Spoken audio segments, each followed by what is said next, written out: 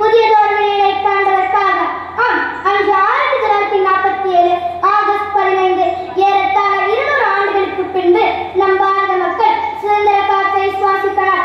அன்றே நம் சுதந்திர தினம். வெள்ளையர்களின் நாட்டிலிருந்து விடுபட்ட பொன்னான நாள். அச்சுதந்திர தின வரலாற்றை பற்றி நான் உரையாற்ற வந்துள்ளேன். வெளிநாட்டில் இருந்து வந்த வெள்ளையர்கள் கூட்டம் ஒன்று வியாபாரம் என்ற பெயரில் இந்தியாவுக்குள் நுழைந்தது. வியாபாரம் என்ற பெயரில் விருந்தாளியாய் நுழைந்தவன் பாரதத்தின் பசுமையும் வளங்களையும் கண்டு வியந்து போனான். அவற்றை அபகரிக்குமாக கொண்டான். அன்னையின் ஆசையில் நுழைந்தது நம் அடிமைத்தனம்.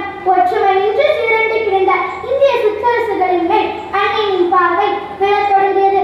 அன்னையின் சூழ்ச்சி ஆரம்பமாகியது. இந்திய சமஸ்தானங்களை கையகப்படுத்த பல கபடங்கள் புரிந்தார். அன்னையின் இச்சைக்கு இணங்கிய மன்னர்கள் பலர் மண்ணில் உயிர் வாழ்ந்தனர். இணங்க மறுத்தவர்கள் மண்ணிற்கு புறமாகின.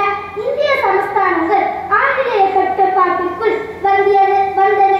இந்திய நாட்டை ஆட்சி செய்வதற்கு ஏதுவாக 1600ஆம் ஆண்டு ஆங்கிலேய கிழக்கிந்திய கம்பெனி நிறுவப்பட்டது.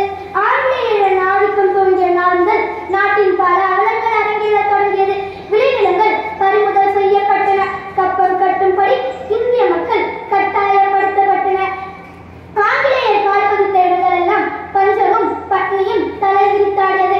காரணங்களின்றி கரங்கள் துண்டிக்கப்படுவதும் பெண்களின் கர்ப்பப்பறி போவதும் அரங்கேற வண்ணம் இருந்தது.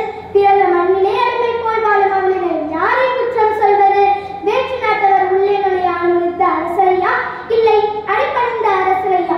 கடும் பசியிலும் எல்லையில்லா கொடுமையிலும் தாழ முடியா துயரத்திலும் சிக்கி சீரழிந்த பாரத மக்களின் உள்ள குமுறலை எண்ணி பார்த்தால் இன்று கனத்த இதயத்தோடு நம் கண்களில் கண்ணீர் கசியத்தான் செய்கிறது. தம் துயரங்களை துடைத்தெறியும் வழியறியாது திளைத்த பாரத மக்களின் உள்ளத்தில் விதைக்கப்பட்டது விடுதலை தீ. இத்தீக்கு இரையாக வெடித்தது 1857 முதல் சுதந்திர போர். எழுத்தாலும் பேச்சாலும் இசையாலும் பாட்டாலும் பாரத மக்களின் உள்ளத்தில் விடுதலை கடல் மூட்டப்பட்டது. தாயகத்தை காப்பதை தன் தலையாய கடமை என்றெண்ணி கையில் கொடியோடும் வந்தே மாதரம் உரத்த குரலோடும் வீட்டுக்கு ஒரு மகன் நாட்டை காக்க வரும் அதிசயம் நிகழ்ந்தது. மகாத்மா காந்தி, வல்லபாய் படேல், நேதாஜி சுபாஷ் சந்திர போஸ், நேரு,